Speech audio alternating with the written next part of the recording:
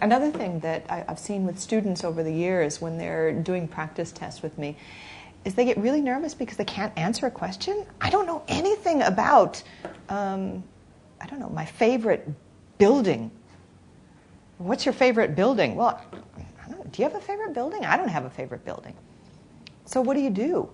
If you are given a topic that you do struggle with, then you can rephrase the question. Say this afternoon I've been asked to talk about the favourite car. My favourite car, if I could buy any vehicle or motorcycle, what car would I buy?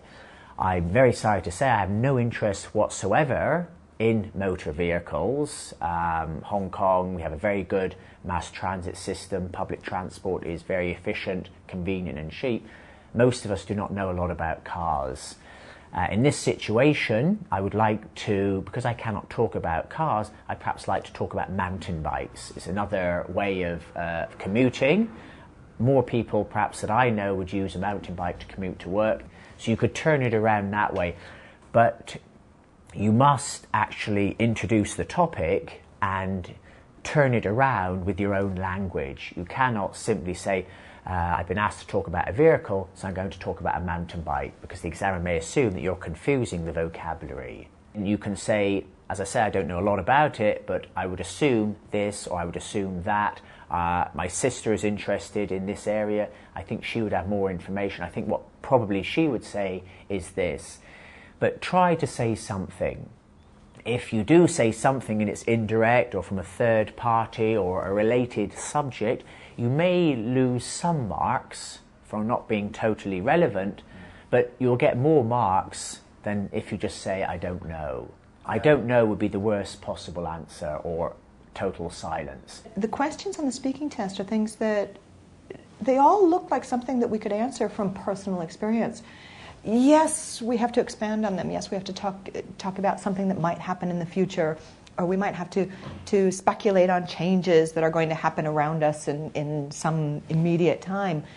But I think that everything in the test, every question that's being asked, we can draw upon our own experience.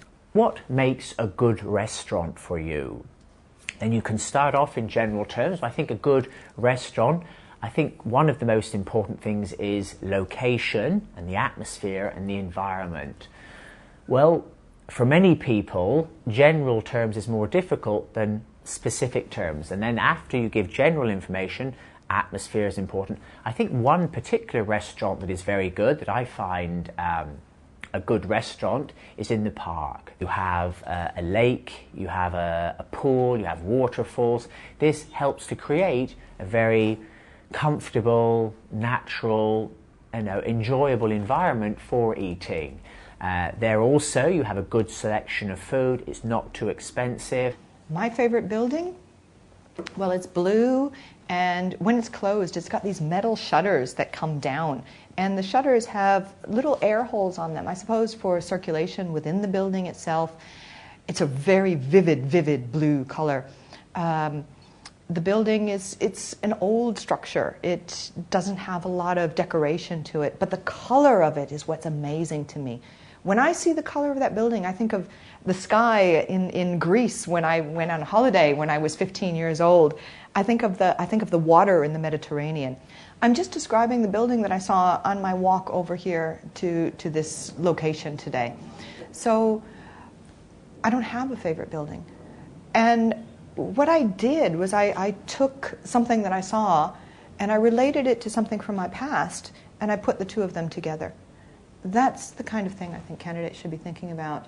They should be thinking about their whole life experience and how they can fit something that they've done at some point in their life to answer that question.